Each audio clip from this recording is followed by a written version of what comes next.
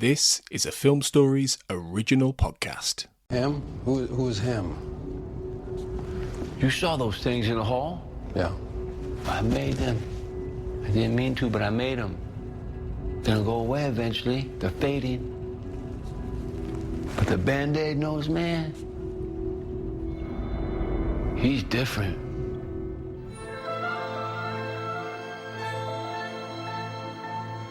Welcome back, everybody, to the Xcast. The truth is in here. As ever, I'm your host, Tony Black, and this is our third and final look at Home Again, the fourth episode of the Season 10 X-Files revival. And for a third time, I am joined by Andrew Brooker. Hello. Hello again. This is it now, the last look at a very divisive episode, to say the least. So, are you going to be glad that we can put this one to bed? I think I am, yeah. I can take my disappointment, put it to the side, and then wait for Tuesday so we can sit and watch the next one. Yeah. Look forward to Babylon, a title which suggests good things. Let's just hope it lives up to it, yeah.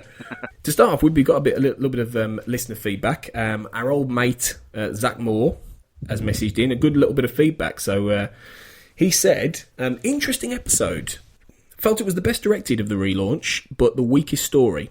Great atmosphere and Monster of the Week in Trashman, but ultimately it felt like so many other episodes with Mulder and Scully, always one step behind the plot and have no impact on its outcome. All the stuff with Scully's mom was great though, and elevated the episode along with the direction and atmosphere, and it really reminded me, I think he's really got a good one here, he really reminded me of a mashup between One Breath and The List. Okay. Now, do you remember The List? That was the one with Season 3 where Mulder investigates a lot of murders in a prison. Yeah. And I really like The List. It's really, really nasty in places, The List. It's proper fucking brutal. So I can kind of see where he's coming from with The List, really. Yeah, it's definitely got the atmosphere. It's definitely, I won't take that away from it. It's the atmosphere in most of it, especially in most of the monster parts of the episode, are very good. I don't think I agree with the Scully thing. I don't think it belongs in the episode at all. Which I've already said a couple of times. I don't think it doesn't add anything to that episode. No, I'm with you on that one. Really, I can see where he's coming from, but it adds to the character absolutely, and it's certainly stuff that we should get. I just don't think this is the episode for it. No, I know. I think he's right actually though when he says I think it's the best. He's the best directed. I think in terms of visuals, I think he's absolutely right, and atmosphere, like you've said. I think in terms of the way it's put together and the structure of it, it's not. But I think in terms of visually, I think it could turn out to be one of the most attractive, weirdly enough, and it's got that really dark and sinister edge, which I think is good, and it could lend itself to repeat viewings well in that sense. Oh, for sure. I mean, I jumped out my skin when they were down in the tunnels. Yeah. And that thing crosses out in front of them. Yeah, that was a jump moment, wasn't it? I shat a brick and ran out of the room. Jesus Christ. You don't get that. X-Files always had a couple of episodes a season that had a couple of good jumps like that. And it's good that they've got that back. So, yeah, I mean, he's definitely onto something with, the atmosphere and the direction. For sure, it looks amazing, and yeah, very, very atmospheric. Definitely, yeah. And you can find Zach Moore at More on Zach on Twitter, and he's also, as we mentioned before, he's now started his podcast Always Smallville. Always hold on to Smallville at Always Smallville on Twitter, which you should check out. But I'm mentioning this mainly because he tweeted us the other day after the Guy Man episode. You know what's coming here, don't you? Yeah. He made the point that the Weir monster from Mulder and Scully Meet the Weir Monster looks a lot like Doomsday from Smallville, and he's put a comparison picture, and he's so right. Spot on as well. Spot on. It really is. It's hilarious. You need to look at that. So there's an Uber theory there that maybe the Weir monster's Doomsday.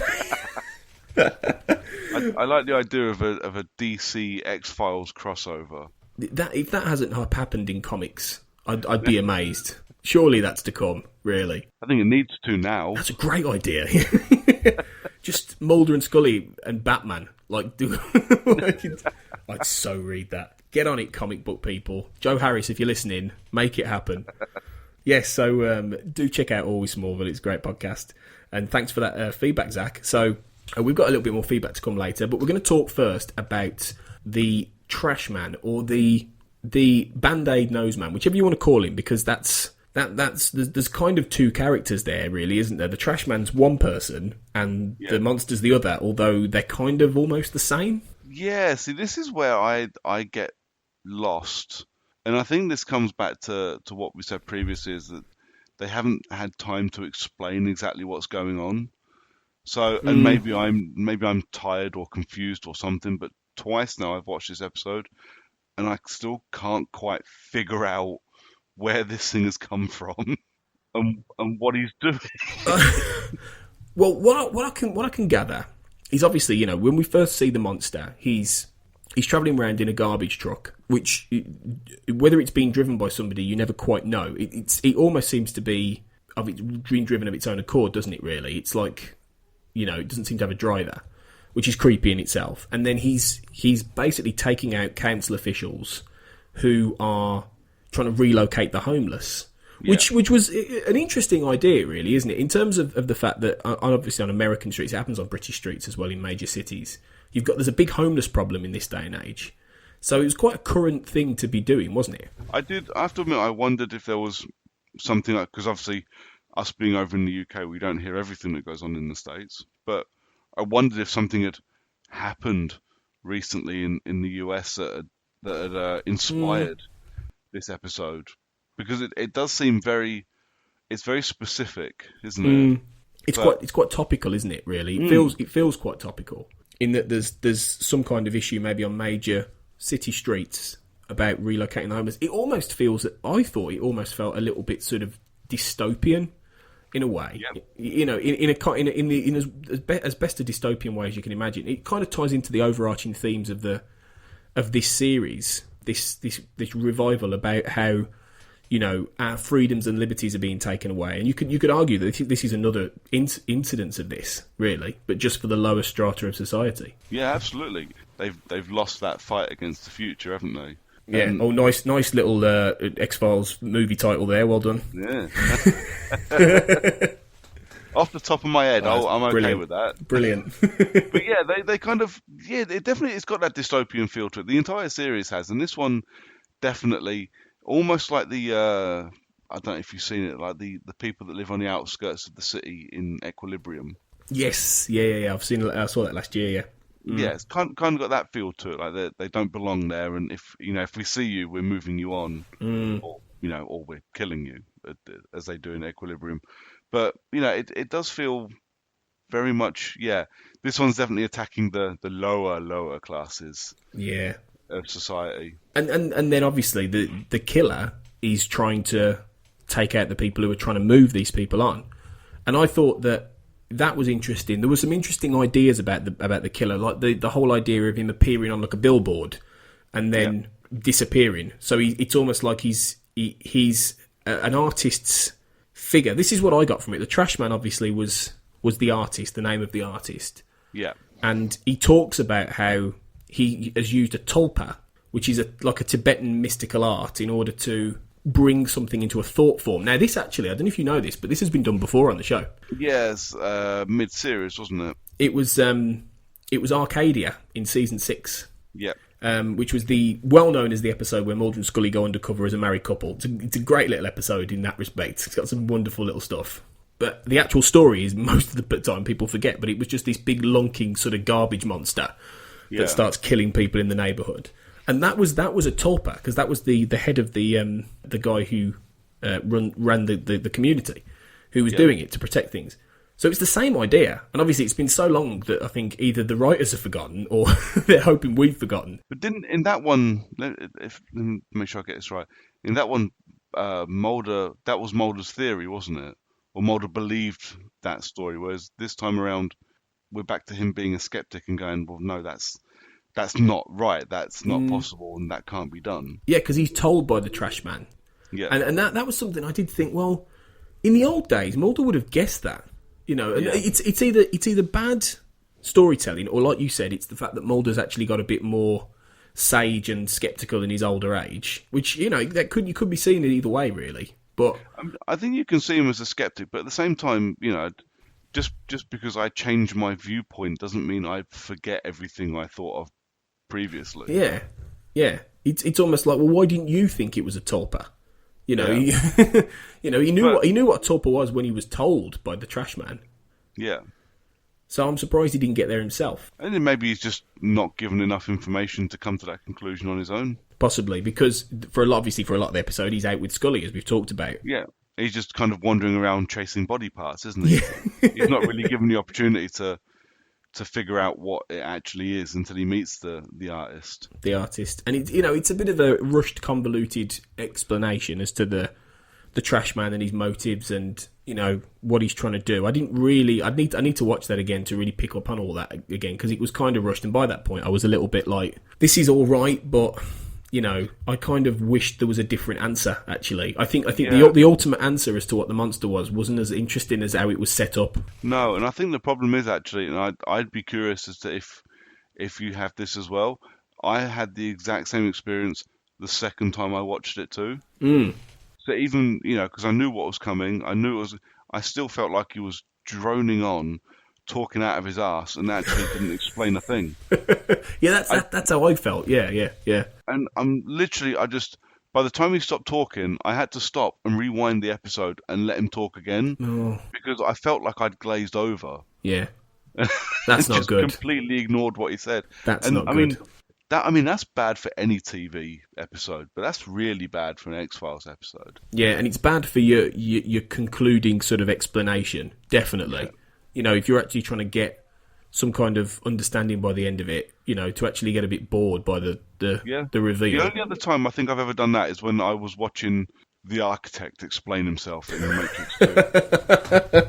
And now everybody knows exactly how I felt, because we all done the same thing. We all sat there and just stared as he talked at us, but we had no fucking idea what he was saying. Like, just not listening, mate. Yeah. Yep, and that's exactly how I felt letting the artist explain himself to me in this episode. In this one. It's not registering with me at all, and you're clearly talking bollocks. It's true.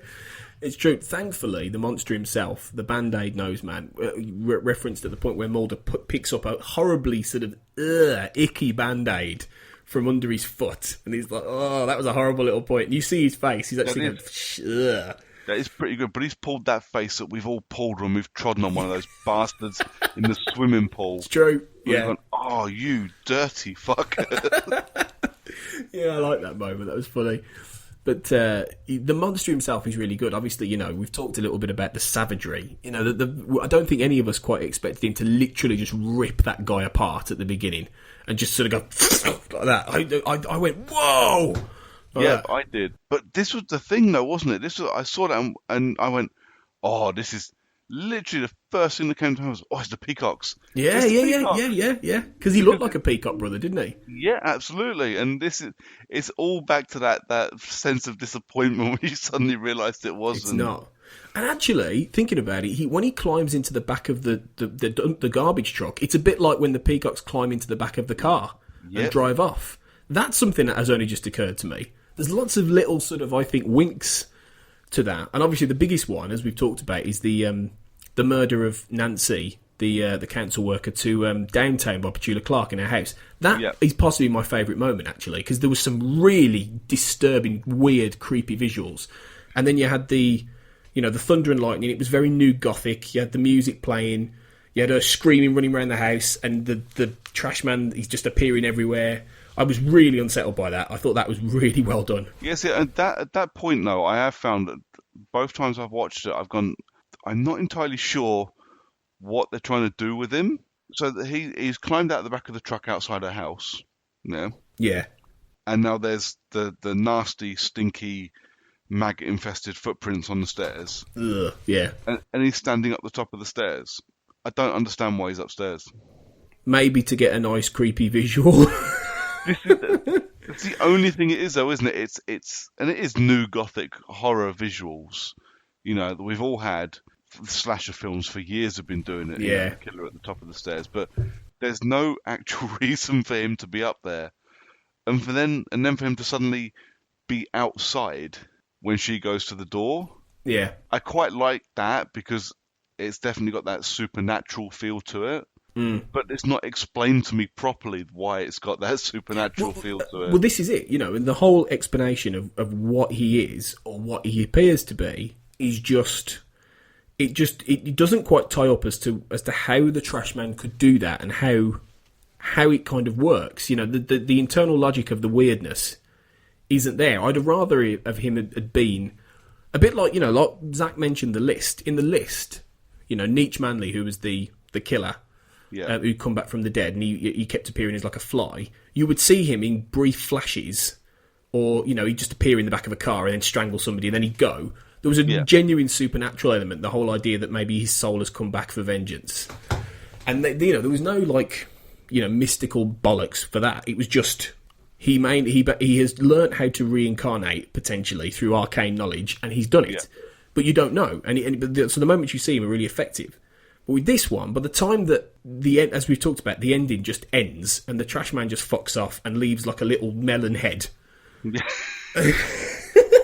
I was like, really? For all the build-up of this really quite big, sinister monster. This ultra-violent monster as well. Yeah, this fucking... Let's not forget that and I still can't quite figure out why he killed the guys selling the art. Which guy? Oh, the guys... Yeah, that's true. And did you... I don't know if you noticed it. I didn't notice it until the second time I watched it. He rips the dude's head off. It's got spine hanging from his head. Really? I didn't see that.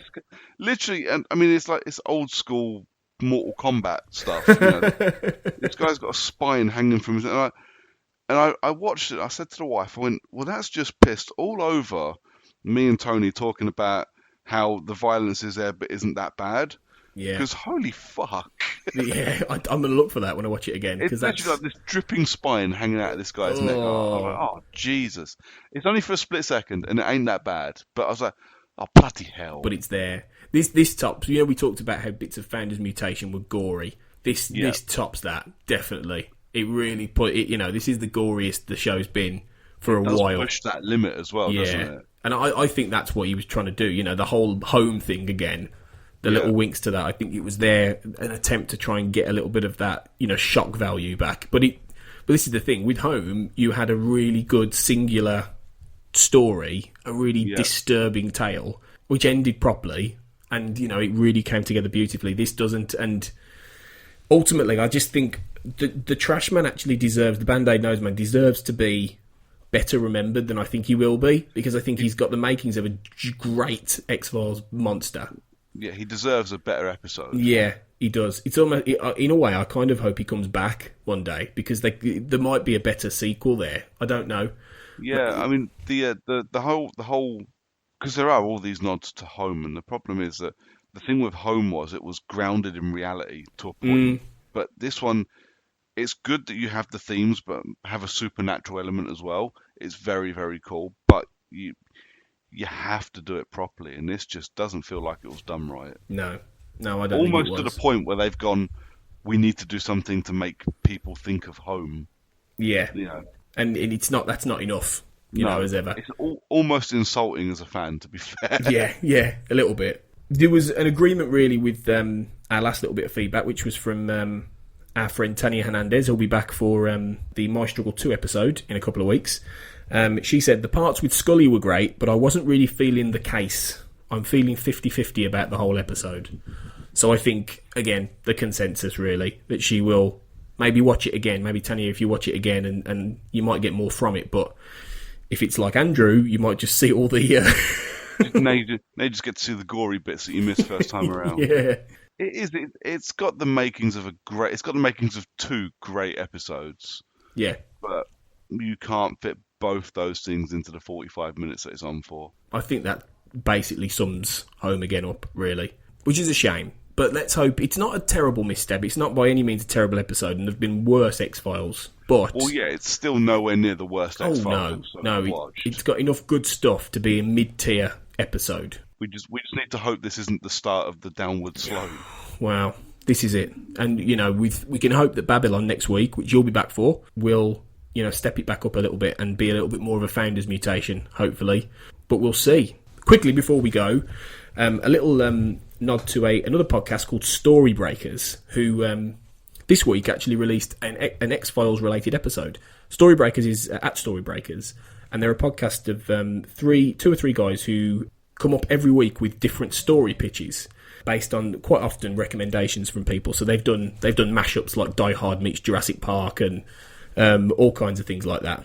They've done a real load, and I pitched them to do an X-Files 3, so doing the third movie. Yeah, and they've come back with an episode where they and another guest who is also going to appear on the X-Cast eventually now, talk about what they would do for the third X-Files film following I Want to Believe. So it doesn't track with the season 10 continuity, it's just picking up from I Want to Believe. And it's really fun what they do. They come up with some really cool ideas. So I would encourage you to go over to Storybreakers and listen to their X-Files 3 podcast. And it also features me, very briefly. So, yeah, that's all. That's a good fun one. Always worth having something different to listen to when I'm walking the dog. Well, there you go, yeah. And it's X-Files related, so you can't go wrong. Yeah. Okay, well, until next week, thanks for joining us, Andrew. Well, thanks for having me on again. Always an absolute pleasure. And until next time, guys, remember, trust no one.